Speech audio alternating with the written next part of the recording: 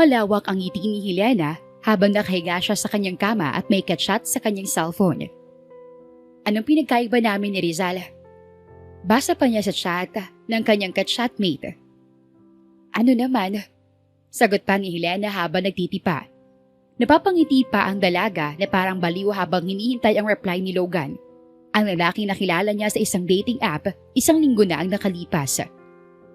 Si Rizal nasa likod tinamaan. Ako sa'yo tinamaan.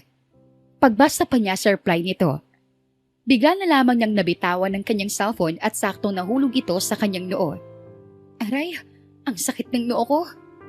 Si Helena Ramirez ay isang 27 taong gulang na dalaga at isa siyang virtual assistant. Nanlaki na lang ang mga mata niya nang mapindot ang tawag. Subalit bago pa niya ma-end call ay sumagot na si Logan. Hi Helena. Logan, sorry napindot ko lang. Hindi ko sinasadya. Nahihiyang saad niya. Talaga? Kala ko kasi kinikilig ka na sa pick-up line ko eh. Napatawa si Helena rito at mabilis na pinatay ang tawag. Sorry Logan. Anya habang hinahawakan ng dibdib. Nagreson na lang ang dalaga na may gagawin siya kaya naman naintindihan iyon ni Logan. Subalit isang araw, biglang nag-aya si Logan na makipagkita sa kanya. Ano? Magkikita kami? Magde-date kami? Tanong niya sa kanyang sarili. Nang tingnan ni Helena ang kanyang sarili sa salamin ay bigla siyang nanlumo. Magugustuhan kaya ako ni Logan? Isa akong lumpo. Nakasakay ako sa isang wheelchair. Ngunit natagpuan na lamang ni Helena ang kanyang sarili na nasa loob ng mamahaling restaurant at hinihintay si Logan.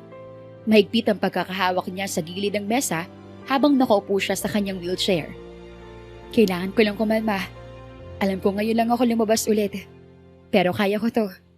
Ngumiti ka lang Helena. Maganda ka. Pampalubog loob niya sa sarili.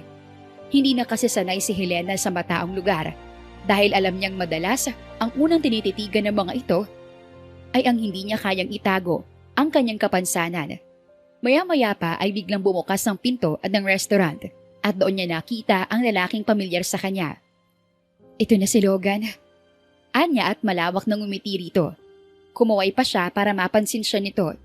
Nang tingnan niya si Logan, ay nakatingin ito sa kanyang wheelchair bago pilit nang umiti sa kanya.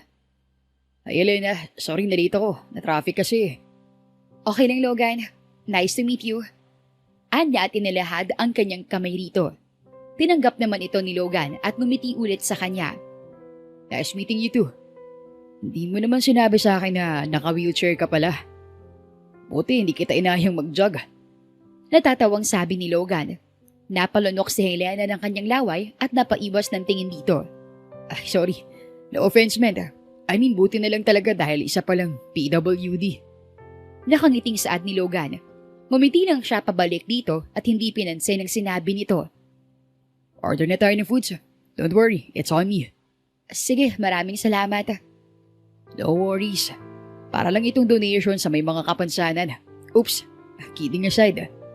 Tumango si Helena rito at pilit na tinitiis ang sinasabi ni Logan. Nang maka-order ay nagkwentuhan pa sila. Actually, nasabi ko na sa'yo noon pero virtual assistant ako. Talaga? Buti naman. Hindi ka gaano nakakagalaw kasi nakaupo ka lang. Sa wheelchair nga lang. Pero hindi na rin yun masama kasi di ba? Malaki naman ang sahuran. Oo, mabuti na lang talaga. Ikaw, mukhang hindi mo ata nababanggit yung trabaho mo. Actually, naghahanap pa ako ng trabaho as of the moment. Hala, tapos ikaw pang nanlibre? Ang galante mo naman. Gaya nga ng sabi ko Helena, wala lang to. Parang donation lang. Natatawang sagot ni Logan sa kanya.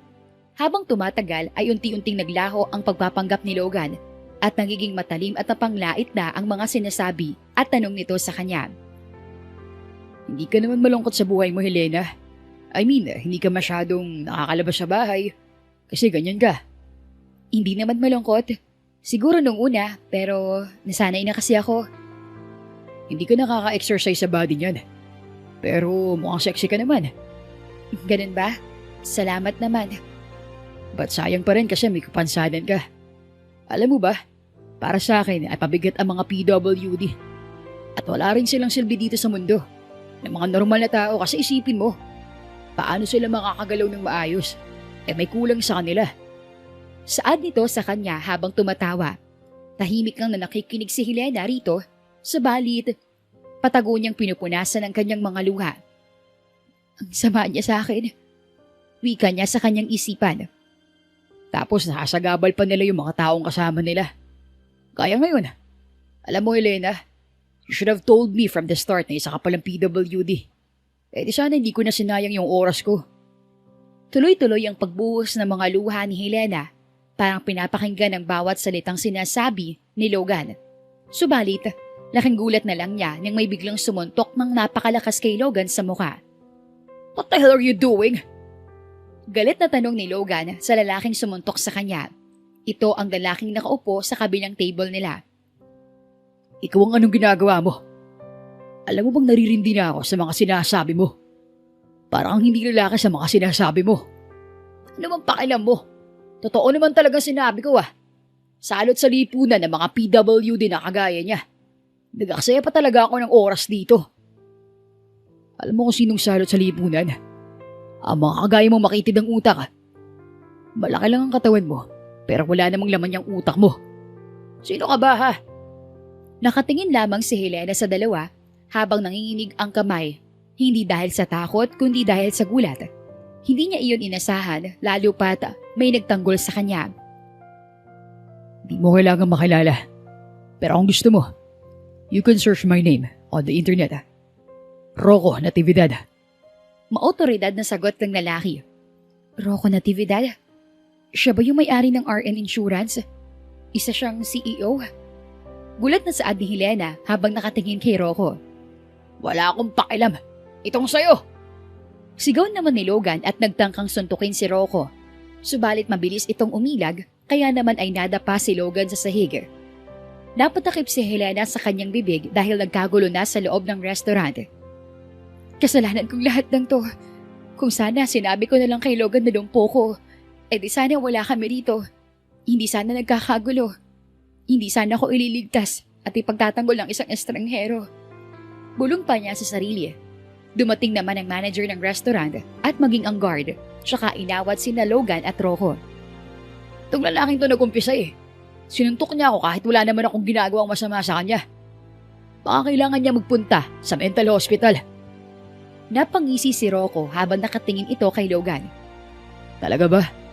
Alam niyo ba na ang lalaking to ay sinasabihan niya ng masasakit na salita ang kasama niya? Dahil bakit? Dahil nakasakay siya sa wheelchair at PWD siya? Bakit? May masama at mali ba doon? Napatingin ang mga tao kay Helena kaya naman napayuko siya. Subalit nagulat siya nang sumigaw ang isang babae. Salot sa lipunan ng mga taong panghusga. Palabasin niyo na yan dito dahil nakakaistorbo siya rito. Oo nga, hindi nakakagwapo yan dude. Kaya kung ako sa'yo, umalis ka na lang para hindi ka mapahiya rito. Sabat pa ng isang lalaki. At dahil kilala rin si Rocco ng manager ng restaurant, ay kinaladkad ng guard si Logan palabas ng restaurant. Walang kwenta ka Helena. You will pay for this. Sigaw nito sa kanya. Tumingin naman siya rito at bahagyapang naluha. Kalalaking tao. Hindi ko nga siya ininsulto na wala siyang trabaho. Tapos piling mayaman pa. Anya. Nagulat naman siya nang biglang lumapit si Rocco sa kanya. Miss, I'm really sorry kung nabigla at nagulat ka sa ginawa ko. Hindi ko lang kasi kayang pakinggan yung mga pangiinsulto niya sa'yo. Are you okay?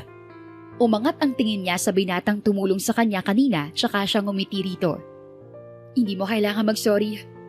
Maraming salamat pala sa pagtatanggol mo sa akin. Kasalanan ko to lahat Yun lahat na nangyari dahil sa kapansanan ko. Nakita niyang lumuhod sa kanyang harapan ng lalaki dahilan para makita niya ng mas malapitan ang mukha nito. Hindi ka dapat tratuhin ng ganun dahil lang may kapansanan ka. Wala namang mali at masama dun.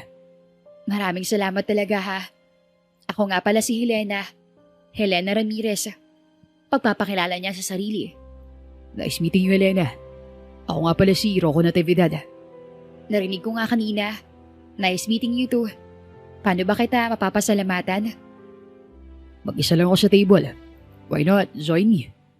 Nakangiti siyang tumango rito. Nabigla naman siya nang dahan-dahang itinulak ni Rocco ang wheelchair habang papunta sila sa mesa nito. Maraming salamat ulit. Sa unang pagkakataon, maliban sa kanyang ina na si Helen, ay may taong tumindig para sa kanya. Hindi dahil naaawa ito, kundi dahil galit ito sa kawalan ng respeto ni Logan sa kanya. Anong gusto mong kainin? I can recommend something. Nakangiting saad ni Rocco. Hindi alam ni Helena kung bakit gumaan ang pakiramdam niya habang kasama si Rocco. Inorderan siya ng pagkain nito, tsaka sila nagkwentuhan habang hinihintay ang pagkain nila. I'm 27 years old at isa akong virtual assistant. Si Mama lang ang kasama ko sa buhay. She's a single mom. Super mom for short. That's good to hear. At pakiramdam ko, mabuting tao rin ang mom mo, katulad mo. Nako, sinabi mo pa. Alam mo ba, siya ang idol ko kasi tinaguyod niya ako ng mag-isa. Lalo na ngayong lumpo ko. Ang haba ng pasensya ni Mama. Hanga rin ako sa mga single moms. Pero, pwede ko bang maitanong kung anong nangyari sa mga paa mo? Lumunok muna si Helena sa kanyang laway bago magsalita. Dahil sa isang aksidente, nasagasaan ako ng sasakit. Napahinto naman siya sa pagsasalita nang biglang dumating ang pagkain niya. Kain na muna tayo. Sige, pero ikaw ba talaga yung may-ari ng RN Insurance? Isa kang CEO? Curious sa tanong niya rito. Oo, ako. Hindi ba halata? Actually, kilala ako sa mga employees ko bilang kalmado at kontroladong boss nila. Pero kanina, hindi ko talaga nakayanan yung pinagsasasabi ng lalaki yun sa'yo. Nako, maraming salamat talaga ha. Hindi ako magsasawang magpasalamat sa'yo sa pagtatanggol mo sa akin. Kung hindi mo siya sinuntok, baka kanina pa akong umiiyak at nasasaktan. It's okay, Helena. At least di mo na siya kasama ngayon. Sana naghanap na lang siya ng trabaho. Sagot pa ni Rocco sa kanya at sabay silang napatawa. Pati yun narinig mo? Oo nga wala raw siyang trabaho. Natatawang tugon naman ng dalaga rito.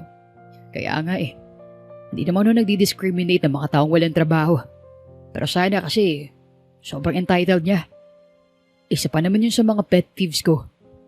Napailing at napatawa na lang si Helena sa sinabi ni Rocco dahil sang-ayon siya dito. Nagtuloy-tuloy pa ang pagkukwentuhan ni Rocco at Helena hanggang sa hindi nila na malaya ng oras. Ma'am sir, as much as gusto naming magtagal kayo rito sa restaurant pero magsasara na rin po kasi kami in 5 minutes. Hala, ang tagal pala nating nag-uusap. Hindi natin namalayan. Sorry po. Pasensya na po. Maraming salamat. Ang sarap ng pagkain dito. Tumango at ngumiti ang waiter sa kanila bago umalis at pagkatapos ay inayos na rin ni Helena ang dala niyang bag. Mukhang dito na lang tayo. Uuwi na rin ako. Alas 10 na nga. Baka wala ka na masakyan. Pwede kitang ihatid. Napatigil naman si Helena at diretsyong tiningnan si Rocco. Ihahatid mo ako? Bakit? Ayaw mo? Don't worry. Wala akong gagawing masama sa'yo. I just want to make sure na safe ka na makakauwi. Dahil akong huling kasama mo ngayong gabi. Kita naman ni Helena ang namabuting tao si Rocco. Talaga lang ha?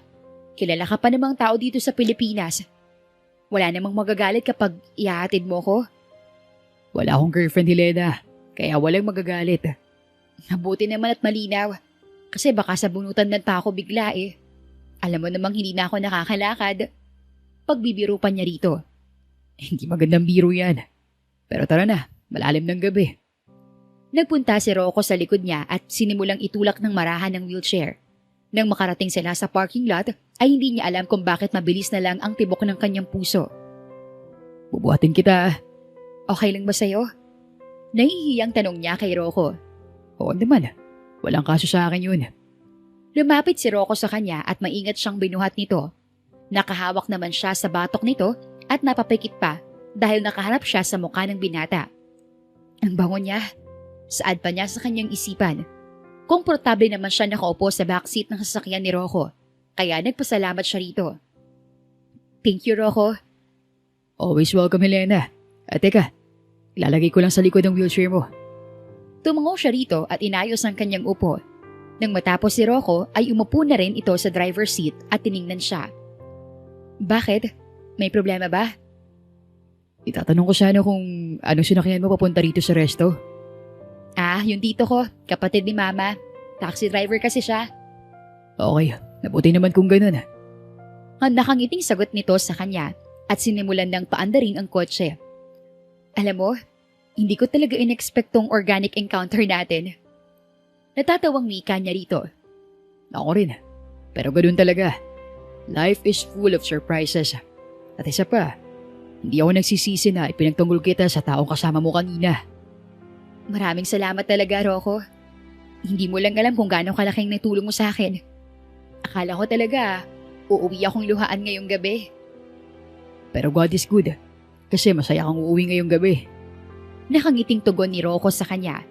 Napapatango pa siya rito at ipinagpatuloy na ang kanilang pag-uusap habang nasa biyahe. Makalipas ang ilang minuto ay nakarating na si Helena sa kanilang bahay. Nandito na tayo. Dali-daling lumabas si Rocco para kunin ang kanyang wheelchair at nang matapos ay binuhat ulit siya nito para isakay sa wheelchair. Ang bait niya. Ang bait-bait. Isa ba siyang anghel? Saad niya sa kanyang isipan habang nakatitig sa mukha ni Rocco. Rocco, thank you talaga ha. Hindi ko alam kung ilang beses na ako nagpasalamat sa'yo pero hindi ako magsasawa. Sobrang saya ko lang kasi nakilala kita. Sana i-bless ka pa ni Lord. You're always welcome, Helena. Masaya rin ako kasi nakilala kita. May itatanong sana ako sa'yo. Ano naman yon? Can I have your number? Pati na rin mga socials mo kung okay lang. Nahihiyang tanong ni Rocco sa kanya. Hindi alam ni Helena kung bakit bumilis ang tibok ng kanyang puso habang nakatingin sa mga mata ng binata. Pinipigilan din niya ang kanyang sarili na mapangiti dahil baka kung anong isipin nito sa kanya. Sure, oo naman. Mabilis na ibinigay ni Rocco ang kanyang cellphone sa kanya. Sinave niya ang kanyang number pati na rin ang mga social media accounts niya. Ito, nakangiting sambit niya nang iabot ang cellphone ni Rocco. Magsasalita na sana si Rocco, subalit bigla na lang bumukas ang pinto ng bahay ni Helena. Ma, nakauwi ka na pala anak. Siya ba ang kadate mo kanina? Good evening po, tita. I'm Rocco Natividad. Unfortunately, hindi po ako yung kadate ni Helena kanina kasi may nangyari. Pero pakiramdam ko naman po, nag-enjoy si Helena sa company ko. Nahihiyang tugon ni Rocco. Ganun ba?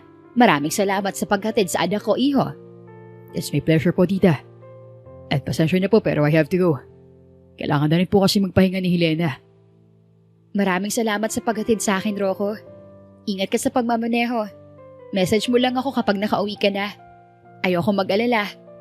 I got you. Sagot ni Rocco sa kanya at kumindat pa. Napatangin naman si Helena sa kanyang ina na nagulat sa nakita. Goodbye po and good night. Pumasok na si Rocco sa loob ng kotse nito at pinaandar na. Bago umalis, ay bumisina pa ito sa kanila kaya naman sabay na napakaway si Helena at ang ina niya. Ay, sino yon? Curious na tanong ni Helen at sinimulang itulak ang wheelchair ng anak. Papasok sa loob ng kanilang bahay. At anong sabi niyang may nangyari? Si Logan po na naka-blind date ko. Sinabihan niya po ako ng mga masasakit na salita.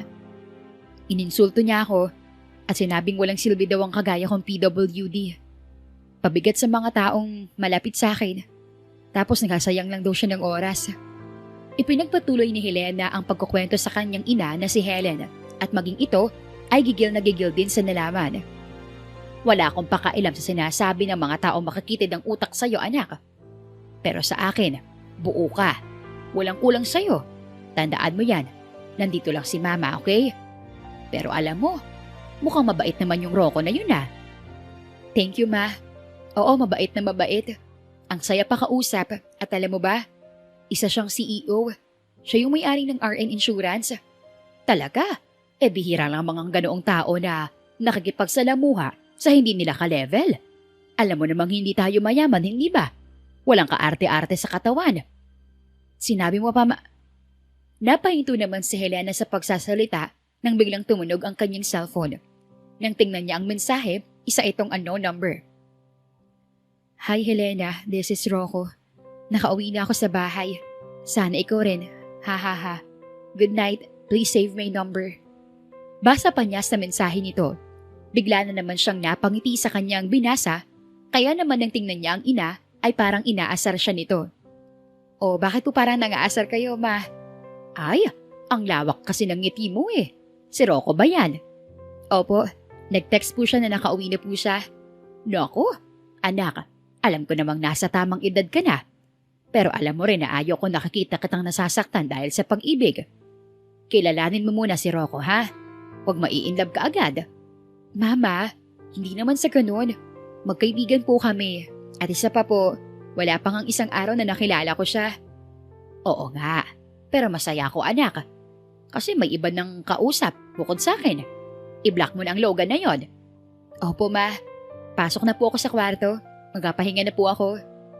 Tumango si Helen sa kanya at hinalikan pa siya sa pisngi bago makapasok sa kanyang kwarto. Nagpalit din siya kaagad ng damit at humiga sa kama pagkatapos. Buti na lang talaga, nakilala ko si Rocco. Dahil kung hindi, baka habang buhay na ako nagmumukmok dito sa kwarto ko. At hindi na talaga makikipag-usap sa mga tao. Bulong niya sa sarili.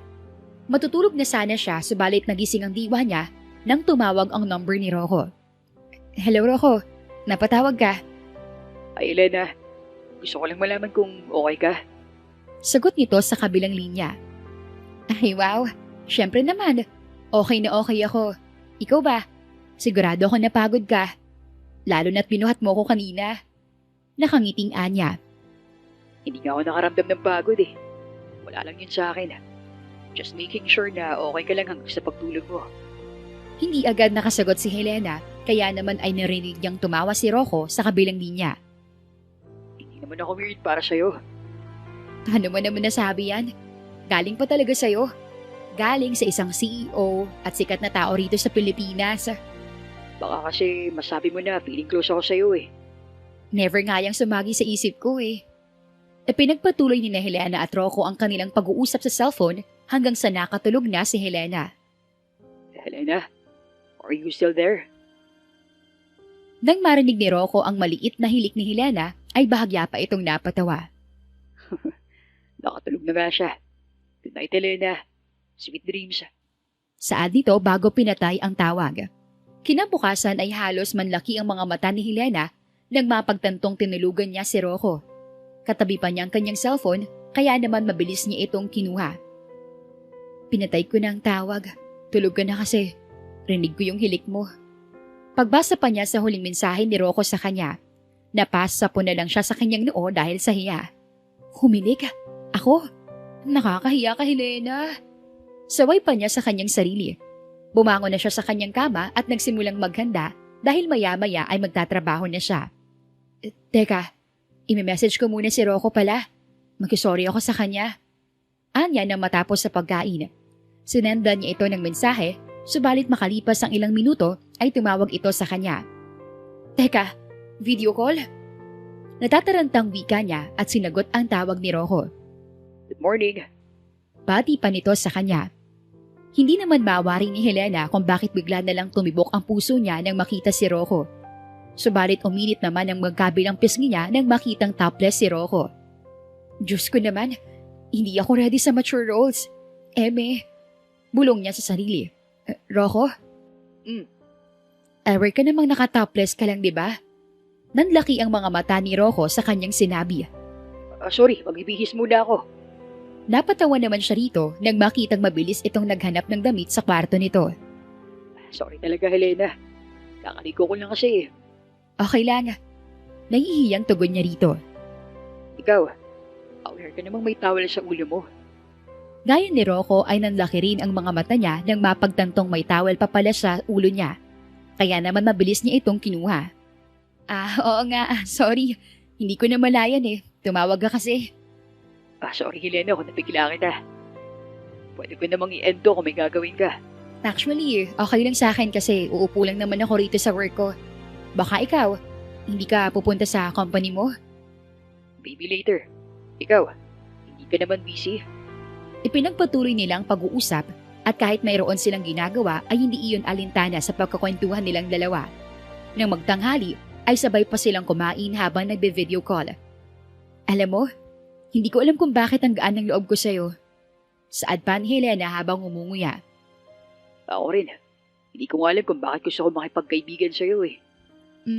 Baka naaawa ka lang sa akin kaya ganun. Helena, hindi naman sa ganun. I just want to know you more. Hindi dahil naaawa ko sa'yo. Wala naman nakakaawa sa'yo ah. You have everything. Ay hindi. May paa ako pero hindi naman ako nakakalakad. Ano? Wala akong marinig eh. Ang sabi ko, may paa naman ako pero hindi ako nakakalakad. Ay, wala talaga akong naririnig. Napatawa na lang siya kay Rocco sabay iling. Pero thank you ha. Kasi bukod kay Mama, may nakakausap na ako. Nakangiting tumungo si Rocco sa kanya at ipinagpatuloy ang kanyang pag-uusap. Sa paglipas ng mga araw at linggo ay hindi pumapalya si Rocco sa pagtawag sa kanya. Minsan ay umaabot pa nga sila ng madaling araw. Kaya hindi alam ni Helena kung anong mararamdaman niya. Ito, bakit maswerte ang kalendaryo? O sige, bakit? Tanong ni Rocco sa kabilang linya habang inaayos ang buhok nito. Simple, kasi marami siyang date. Sagot niya rito at tumawa. Napailing na lang si Rocco sa kanyang joke kaya naman napasimangot siya. Oo naman. Anong TV show at pinapanood ng mga bibe? Ano? Natatawang tanong niya rito. Di documentaries. Sabay silang napatawa ni Rocco habang siya ay napapatakip sa kanyang bibig. Alam mo, ang daya mo. Tumatawa ko sa jokes mo tapos ikaw hindi ka mo lang tumatawa sa akin.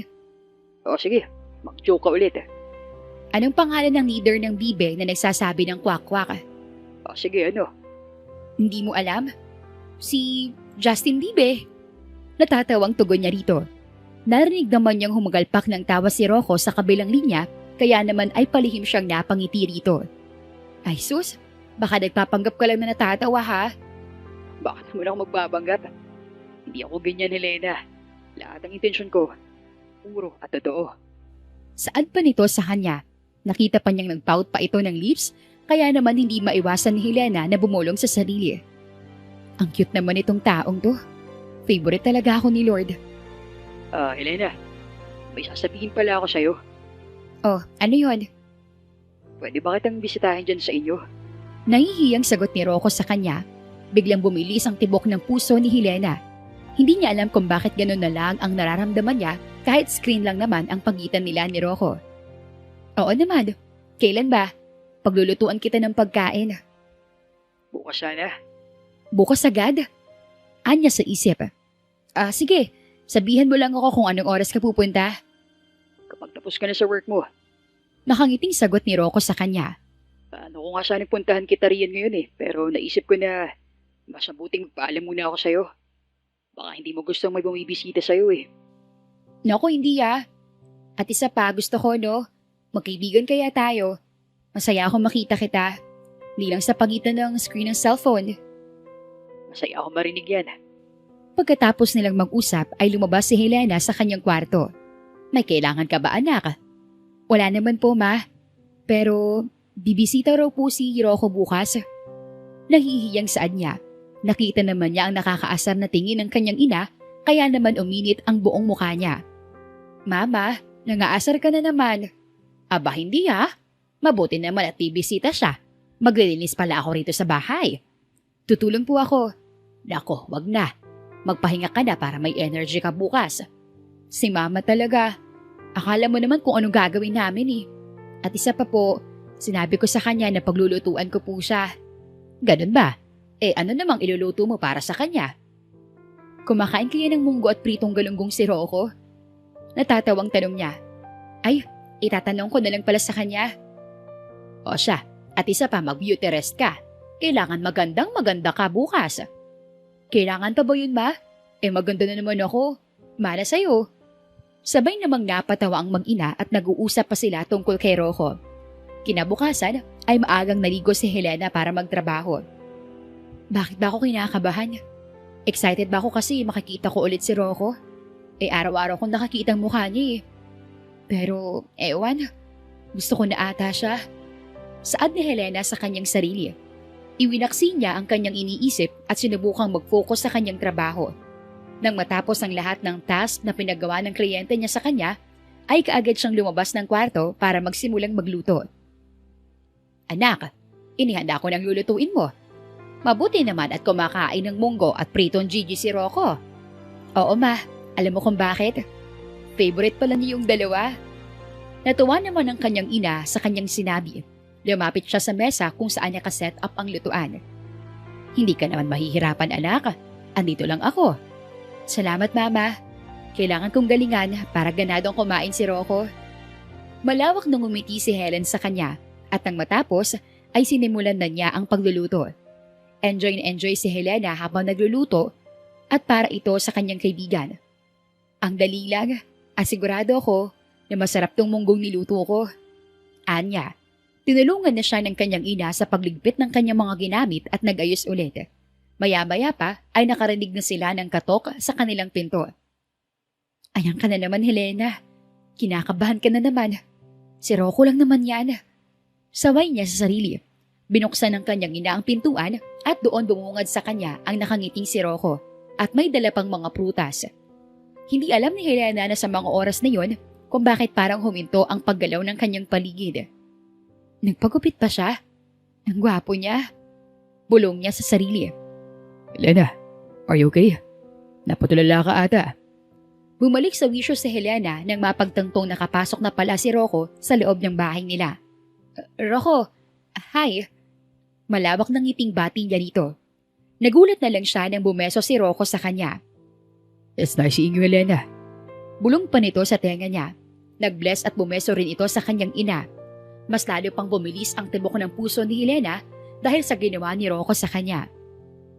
Nagdala po ako ng prutas, tita. Nako, maraming salamat dito, iho. Nag-abala ka pa talaga. Hindi po yun abala, tita. Para sa inyong dalawa po yan, Helena. Sakto, mag-lunch na tayo. Tumungo naman si Rocco sa kanya at ngumiti pa.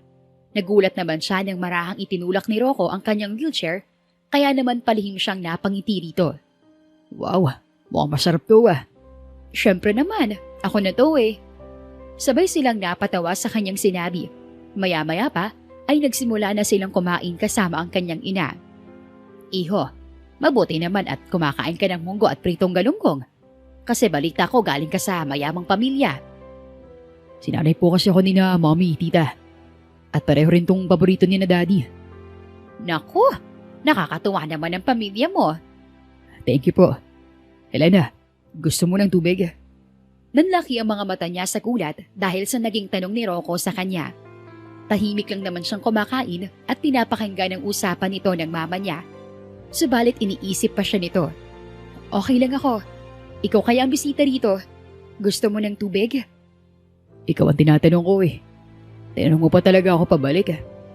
Natatawang sagot ni Rocco sa kanya. Kaya ko naman ang sarili ko. Dagdag pa nito at kumindat pa sa kanya. Hindi inasahan ni Helena na mabibilookan siya, kaya naman napaubos siya. Nakita naman niyang mabilis sinalina ni Rocco ng tubig ang baso at iminigay sa kanya. Drink slowly. Careful. Saad pa nito sa kanya. Napapikit na lang si Helena dahil sa hiya. Sorry, hindi ko sinasadya. Okay ka lang ba, anak? Nag-aalalang tanong ni Helen sa kanya, subalit tining naman siya nang nakakaasar nito. Opo mama, okay lang ako. Ipinagpatuloy nila ang pagkain hanggang sa natapos sila. Ako na magliligpit dito. Pangpuntan mo na kayo sa kwarto mo, anak. Po, sa kwarto ko? Bakit? Ayaw mo ba, Helena? I mean, hindi ka ba komportable? Hindi naman sa ganon. Ayun naman pala eh. Wala naman kayong gagawing masama, hindi ba iyo? Yes po, tita. Nahihiyang sagot ni Rocco sa mama niya. Papasok na po kami sa kwarto. Bubuksan ko na lang po yung pinto. Anak, kahit wag na. Isarado mo na lang for privacy. Napakamot na lang si Helena sa kanyang ulo habang si Rocco naman ay mahinang natawa. Dahang-dahang itinulak ni Rocco ang kanyang wheelchair hanggang sa nakapasok sila sa loob ng kanyang kwarto. So, ito pala ang kwarto mo. Ang ganda. Sobrang cozy. Wala lang naman to sa kwarto mong sobrang laki at lawak. Natatawang wika pa niya rito. Hindi ba kita naabala ngayong araw? Hindi naman. Mabilis ko ring natapos yung trabaho ko eh. Baka ikaw ang naabala ko. Isa ka kayang CEO, ang pinaka-busy na tao sa kumpanya mo. Hindi naman. I can make time with you. Seryosong sagot ni Rocco sa kanya. Bumalik ang tibok ng puso ni Helena habang nakatingin sa mga mata ni Rocco. Napatitig sila sa isa't isa at hindi niya alam kung anong gagawin. Maupo ka. Baka mangawit ang legs mo kakatayo eh. Nahihiyang wika niya rito. Umupo si Rocco sa kanyang kama at nang makita ang kanyang picture frame ay kinuha iyon ng binata at tinignan. Ang cute mo naman rito. Nakangiting komento ng binata. Subalit napagtanto ni Helena na nakadiaper lang siya sa picture nung bata pa siya. Kaya naman, tinangka niya pa itong kunin dito. Rocco, wag yan! Akin na nga yan! Tinaas naman ni Rocco ang hawak na picture frame, kaya naman napilitan si Helena na igalaw ang katawan niya, kahit wala siyang nararamdaman sa kanyang mga paa. Nanlaki na lang ang mga mata niya nang mapahiga sila ni Rocco sa kama at nakapatong siya rito. Nakakainis. Nakapatong pa talaga ako sa kanya. Ang sarap magpalamon ng buhay sa lupa. Saad pa niya sa kanyang isipan habang magkatitigan sila ni Rocco. Mas lalo pang bumilis ang kanyang puso nang maramdaman ang kamay ni Rocco sa kanyang baywang at inalalayan siya. Okay ka lang ba? Tanong ni Rocco sa kanya. Ganon pa rin ang pwesto nila kaya naman hindi alam ni Helena kung anong isasagot. Sorry. Sinubukan niyang gumalaw, subalit hindi niya magawa. Nang magpagtanto na ni Rocco ang kanyang gusto, ay dali-dali siya nitong hinawakan ng mabuti at inalalayan para makatayo. Ang lambot naman ng mga kamay niya. Saad pa niya sa kanyang isipan nang hawakan ang magkabilang kamay ni Rocco habang nakatayo siya. Sorry. Sana binigay ko na lang yung picture frame sa'yo. Okay ka lang ba? Careful sa pag-upo. Sagot naman ni Rocco sa kanya. Napatango lang siya rito at umiwas ng tingin. Ayoko namang makita niyang mukha kong pulang-pula. Baka asa rin pa ako eh. Bulong pa niya sa sarili. Huminga muna siya ng malalim at binaling ulit ang tingin niya kay Rocco. Nang tingnan niya ito, ay nakangiti ito sa kanya. Alam mo, palagi ka na lang nakangiti sa tuwing tinitingnan mo ko. May dumi ba ako sa mukha ko? Masaya lang ako kasi nakakita kita sa personal. Lord, kailangan ko na atang magpa-check up at magpa-BP. Parang hindi ko na carry ang lahat ng to Hihikain ata ako dahil hindi ako makahinga ng maayos. Bulong niya sa sarili. Napangiti si Helena kay Rocco at nag-usap pa sila tungkol sa mga bagay-bagay. Lumipas sa mga buwan ay palagi nang bumibisita si Rocco sa kanya kaya naman na-appreciate niya ito. Labas tayo sa Saturday. Aya pa ni Rocco sa kanya habang nasa sala ng kanilang bahay. Pwede bang pag-isipan ko muna? Sure. Hindi naman kita pipilitin kung hindi mo gusto. Nang makauwi si Rocco ay naiwang nakatulala si Helena sa kanyang kwarto. Pumasok naman ang kanyang ina. Mukhang malalim atang iniisip mo Ma, nandyan po pala kayo. Ano po kasi, nag-aaya si Rocco sa akin na lumabas daw kami. Oh, ano namang problema doon? Nahihiya po kasi ako para sa kanya. Anak, hindi po importante ang mga tao. Ang mahalaga, kayong dalawa ni Rocco. At isa pa, bakit ka naman mahihiya? Kasi lumpo ako. Anak, alam mo bang nasasaktan ako sa tuwing sinasabihan mo ang sarili mo ng ganyan? Sorry po mama, hindi na po mauulit. Sige, para hindi ako malungkot lalo, pumayag ka nang lumabas kayo ni Rocco. Alam ko namang hindi ka pababayaan nun. Okay po. Pero binubugaw niyo talaga ako kay Rocco. Sabay silang napatawa habang napapailing si Helena. Nang gabi ring iyon ay sinabi niya kay Rocco na pumapayag siya sa alok nito, kaya naman labis na lang ang saya ng binata. Talaga? Pumapayag ka na? Thank you, Helena. Sagot nito sa kabilang linya habang nagbi-video call sila. Nang sumapit ang araw na mamamasyal sila, ay nakasuot siya ng yellow sundress, kahit gabi naman silang lalabas. Dumating din si Rocco maya-maya at nagulat pa siya dahil nakasuot ito ng yellow na polo shirt. Aba, ang cute naman naming tingnan. Komento pa niya sa kanyang isipan. Good evening po, tita. Ihiramin ko lang po si Helena. Sige lang, iho. Pakikiingatan lang ang anak ko. Copy po. Nakangiting tugon kay Helen. Lumapit ito sa kanya at bumeso. Ang ganda mo. Biglang nakaramdam ng init si Helena sa kanyang buong muka, kaya naman napaiwas siya ng tingin dito. Mas lalo pang bumilis ang tibok ng kanyang puso nang buhatin siya ni Rocco na parang bagong kasal papasok sa kotse. Helena, kalma. Hindi ka naman ganito nung binuhat ka ni Rocco nun Saway pa niya sa sarili. Habang nasa biyahe ay tahimik lang siya habang nakatingin sa bintana ng kotse. Okay ka lang ba? Ang tahimik mo kasi.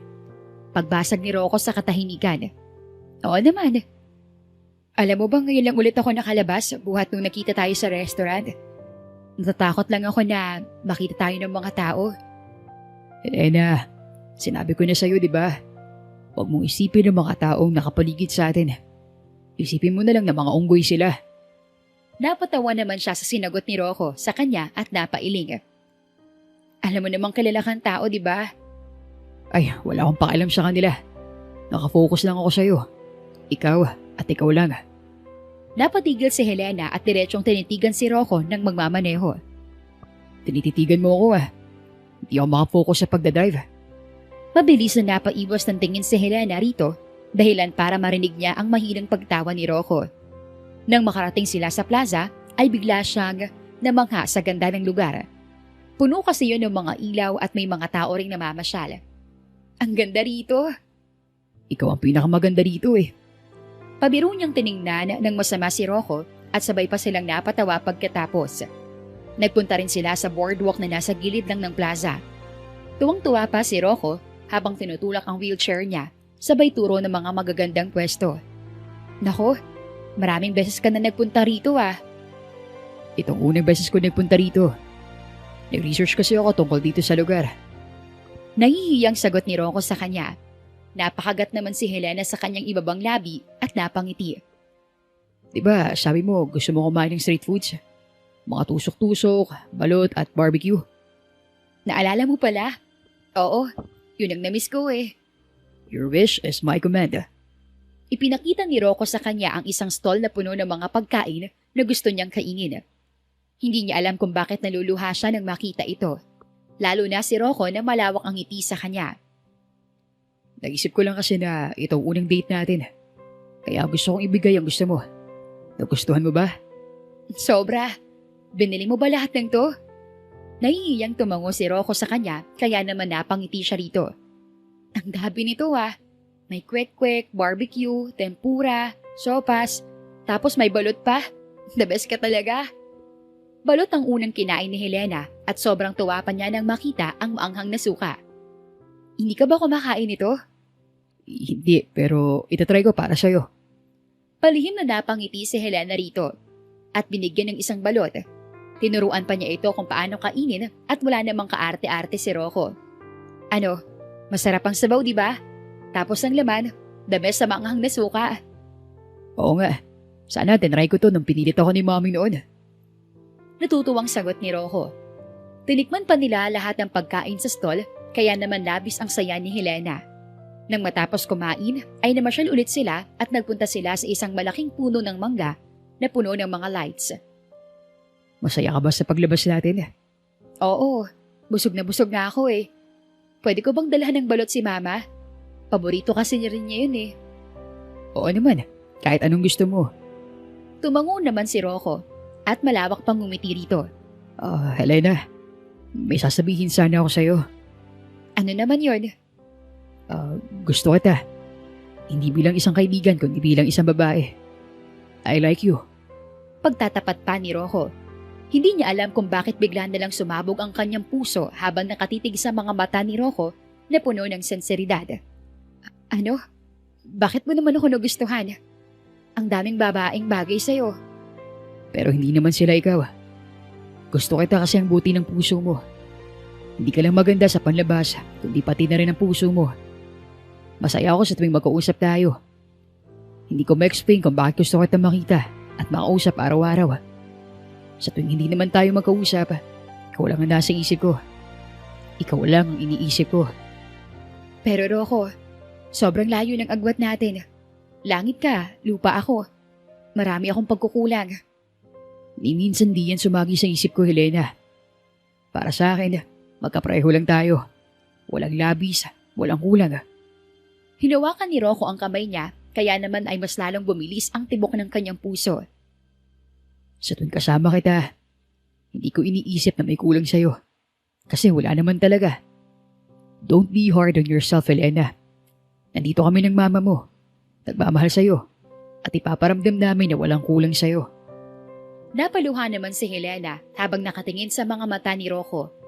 Mabilis namang pinunasan ni Rocco ang mga luha niya. Huwag kang umiyak, please. Gusto ko lang na makita kang nakangiti. Pwede ba akong magigaw sa'yo? Napatigil si Helena sa pag-iyak dahil sa tanong ni Rocco sa kanya. Subalit dahil gusto rin niya ang binata, ay marahan siyang tumango rito. Talaga?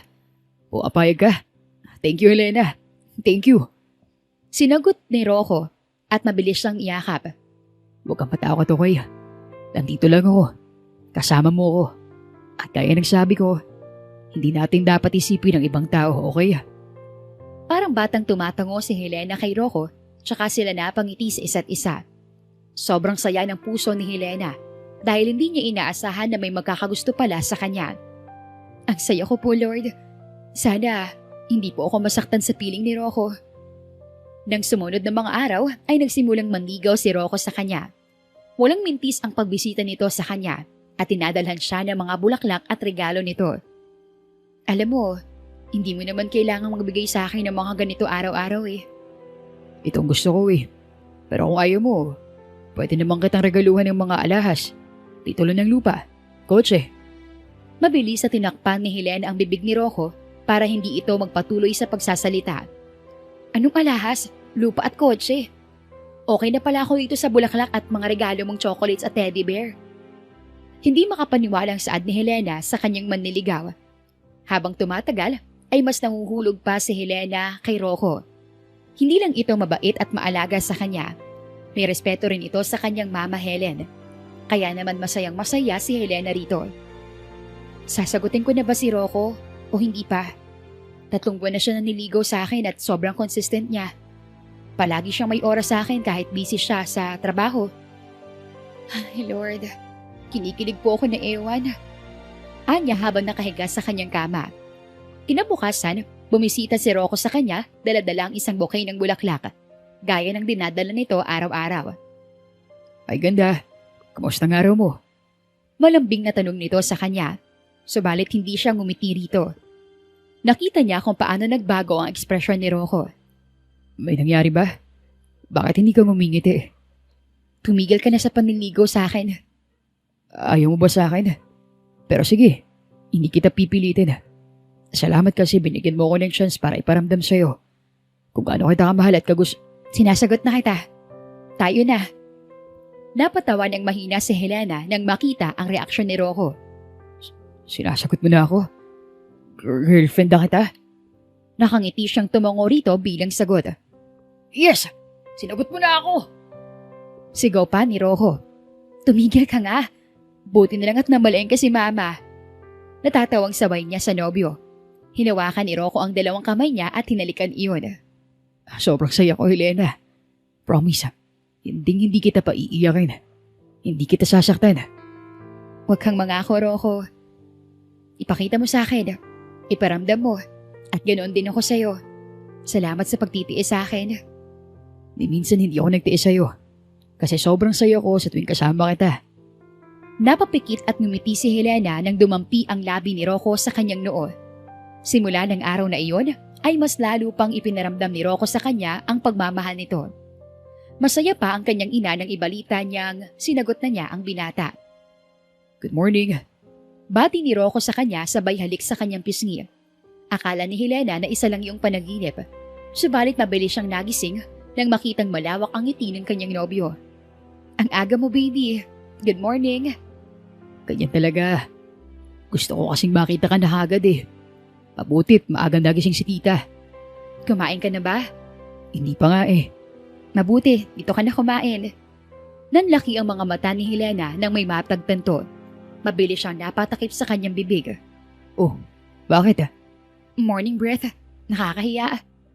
Kinuha naman ni Rocco ang kamay niyang nakatakip sa kanyang bibig at mabilis siyang hinalikan nito sa labi. Baby, ano ba? Namumulang saway ni Helena sa kanyang nobyo. Tuwing weekends ay palagi silang nagmo-movie marathon sa kanyang kwarto at nasanay naman ng kanyang ina. Wala itong kaso kay Helen. Bakit ang lawak ng ngiti mo? Kasi may bibigay ako sa'yo. Namangha naman si Helena nang makita ang isang singsing na hawak ni Rocco. Magpo-propose ka na? Joke lang. Soon baby.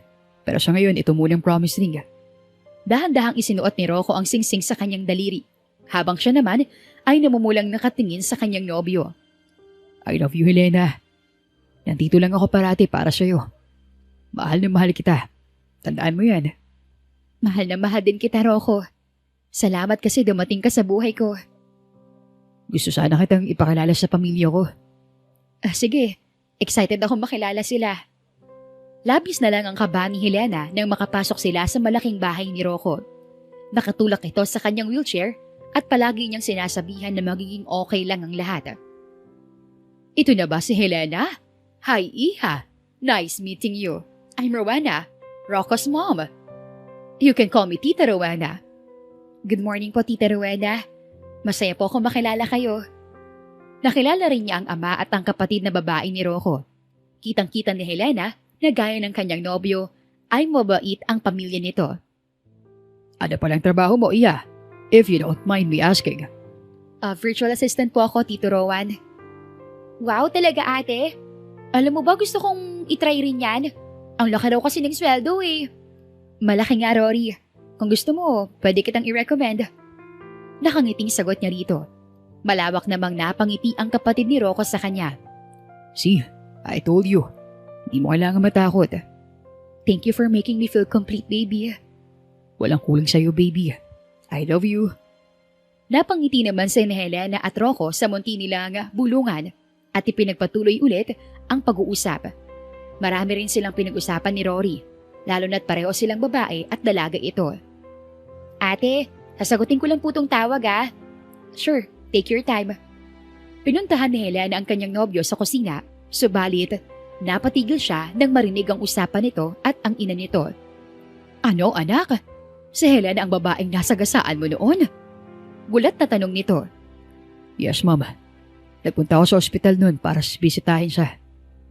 Pero narinig ko nung nagkaroon siya ng malig na hindi raw niya gustong makita pa ang taong nakasagasa sa kanya. Hindi alam ni Helena kung bakit parang dinudurog ang kanyang puso nang marinig ang sinabi ni Rocco. Pakiramdam niya ay gumuho ang kanyang mundo. Gulong-gulong ang kanyang isip at hindi niya alam kung anong gagawin.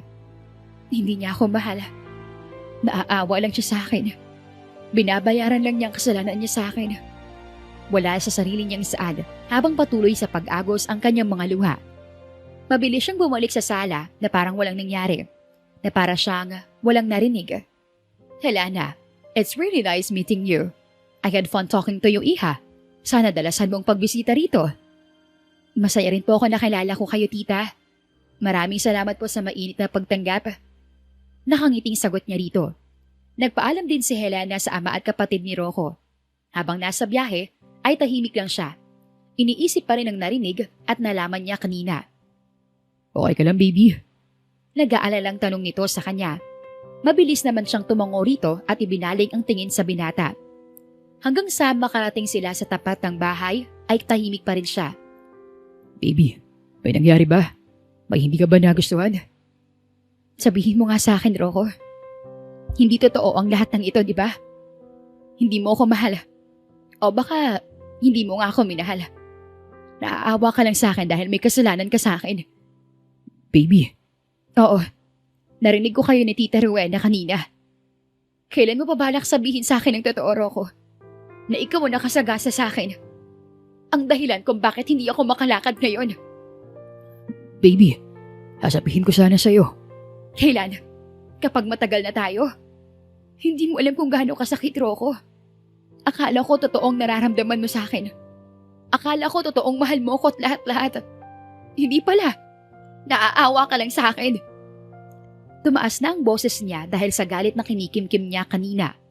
Baby, huwag ka magalit, please. I'm sorry. I'm really sorry. Bitawan mo ko. Huwag na wag mo kong sabihan na hindi magalit dahil galit na galit ako, Rocco. Akala ko iba ka. Akala ko totoong ipinapakita mo sa akin. Totoo lahat ng yun, Helena. Walang halong pagkukunwari. Gaya ng sabi ko kay mommy kanina. Napunta ako sa ospital, baby. Gusto sana kitang makausap pero narinig kong ayaw mo akong makita. Araw-araw kong sinisingil ng konsensya. Nang marinig ko pang iinsulto ni Logan sa'yo, doon ko nagawang lumaban. Ginawa mo lang yun dahil may kasalanan ka sa akin. Ginawa mo kong tanga. Pinaniwala mo ko. Naawa ka lang sa akin. Itong buwisit na pagkalumpo ko. Baby, huwag ka naman magsalita ng ganyan. Totoo ang lahat ng pinaramdam at pinakita ko sa'yo. Please, I'm sorry. Saad pa ni Rocco at lumuhod sa harapan niya. Tumayo ka dyan. Kahit kailan, hindi kita mapapatawad. Ito nang huling araw na makikita kita. Huwag ka na magpakita sa akin. Baby, please. Umalis ka na, Rocco. Hindi kita kailangan. Hindi umalis si Rocco at sa halip ay itinulak pa nito ang kanyang wheelchair para makapasok siya sa kanilang bahay. Mahal na mahal kita, Helena. Lahat ay pinakita ko sa iyo, totoo lahat yun. I'm sorry. I'm really, really sorry. Palagi mong tandaan na mahal kita. Hindi nakinig si Helena sa sinabi ni Rocco at mabilis siyang pumasok sa kanyang kwarto. Kahit nahihirapan, ay sumampa siya sa kanyang kama habang umiiyak. Buong gabi na umiiyak si Helena, subalit hindi niya pinapabayaan ang kanyang trabaho. Sabi niya, hindi raw niya ako sasaktan. Hanggang pangako lang siya. Anya sabay hubad ng promise ring na suot niya at itinapon iyon. Araw-araw ay palaging tumatawag si Rocco sa kanya. Subalit hindi niya ito sinasagot. Palagi rin itong pumupunta sa kanila, ngunit hindi siya lumalabas. Nakamukmuk lang siya sa kanyang kwarto. Baby, alam ko nakikinig ka. Nahihirapan ako. Hindi ako sanay na hindi kita nakakasama at nakakita. Hindi ako makatulog ng maayos dahil iniisip kita. Kung okay lang ba, sabi kasi ni tita, hindi ka na masyadong lumalabas ng kwarto mo. Baby, nandito lang ako. Kami ni tita para sa'yo. Willing akong pagbayaran ng kasalanan ko sa'yo. Bukas pupunta ako sa presinto para i-surrender ang sarili ko. I'm sorry, baby. Hindi alam ni Helen kung bakit bigla na lang siyang natakot sa huling sinabi ni Rocco sa kanya. Ano? Kukulong niyang sarili niya? Malungkot na tanong niya sa kanyang sarili. Sa paglipas ng mga araw ay masakit pa rin para kay Helena ang malaman na ang totoo. Subalit aminado naman siya sa kanyang sarili na na-miss niya ang kanyang nobyo. Akala ni Helena ay umalis na si Rocco kaya naman binuksan niya ang pinto ng kanyang kwarto. Doon bumungad ang binata na nakaupo sa labas ng pinto at umiiyak. Helena. Naluluhang tawag nito sa pangalan niya. Rocco. Kaagad siyang niyakap ni Rocco at hinalikan ang kanyang buhok. Napaiyak naman siya nang maramdaman ang bisig ng kanyang nobyo. I'm sorry. I'm sorry. Sabay na sambit nila pagkatapos kumalas ni Rocco. I'm sorry kasi nagalit ako sa iyo. Sorry kung nagpadala ako sa emosyon at nararamdaman ko. Sorry kasi hindi kita kinausap. Lumayo ako sa iyo. Iniwasan kita. Nasaktan kita. Mangiyak-ngiyak na tura niya rito. Hinawakan naman ni Rocco ang magkabilang pisngi niya at tiningnan siya sa mga mata nito. Okay lang ako, baby. Huwag mo akong alalahanin. Okay ka na ba? Pumayat ka ata. Hindi ka ba kumakain? Malungkot at nag-aalalang tanong ni Rocco sa kanya. Namiss kita. Sobrang namiss din kita, Helena ko. Kung alam mo lang, bawat araw na hindi kita makausap, para ako nababaliw. Hindi na ako masyado makapag-focus sa trabaho kasi palagi kitang iniisip. Hindi ba masamang pakiramdam mo? Umiling siya rito habang nakanguso. Pwede ba akong pumasok sa kwarto mo? Tumango siya rito bilang sagot, kaya naman mabilis na napatayo si Rocco at pumasok sa loob. Doon ay nilakap ulit siya nito ng mahigpit habang sinusuklay ang buhok niya. Okay na ba talagang pakiramdam ng baby ko? Oo, nandito ka na kasi. Nagigilty rin ako kay mama kasi mag-miss siya. Hindi ko masyadong pinansin.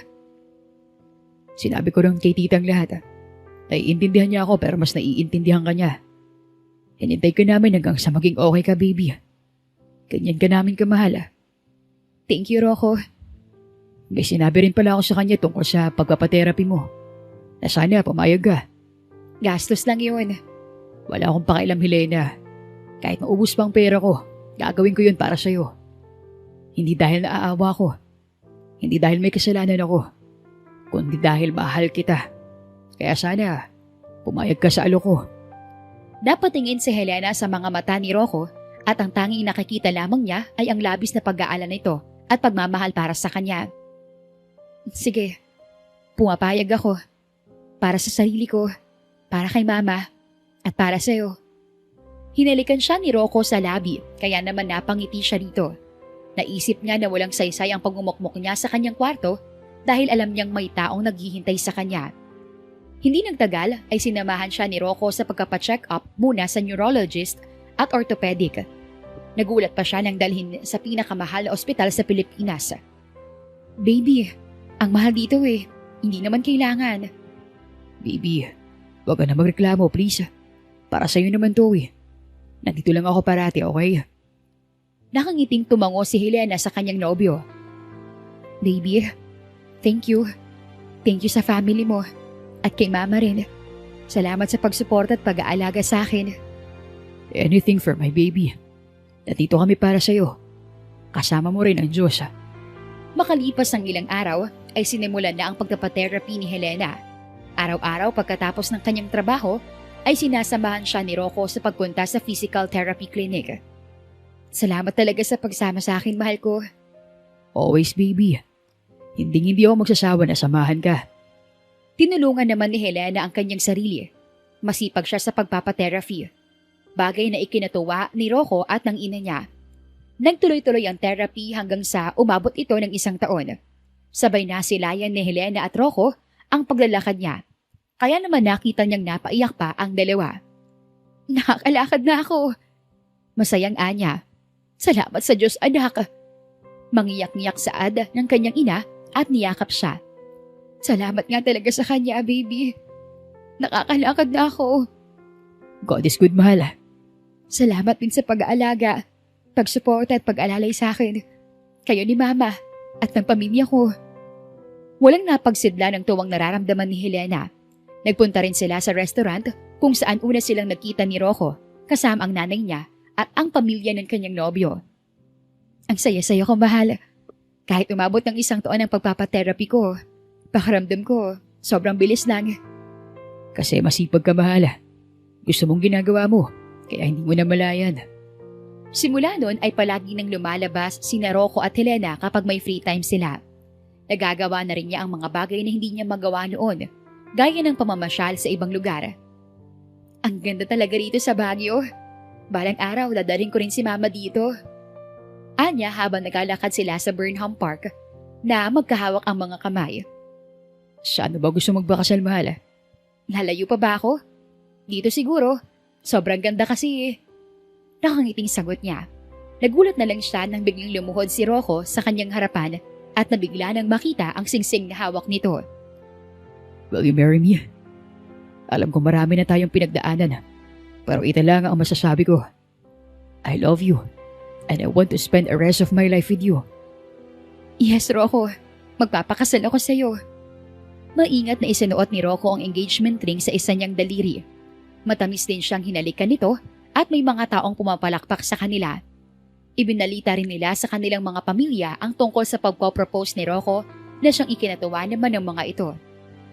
Mahal, alam mo, hindi ko talaga akalain na hahantong tayo sa ganito. Akala ko talaga mananatili na lang ako sa 4 na sulok ng kwarto ko. Na doon lang iikot ang mundo ko. Pero nung dumating ka sa buhay ko, nagbago ang lahat. Thank you for coming into my life too, my fiancé. Masayang-masaya ako nakita kita ulit. Akala ko rin habang buhay akong kakain ng konsensya. Dahil sa nagawa ko sa'yo.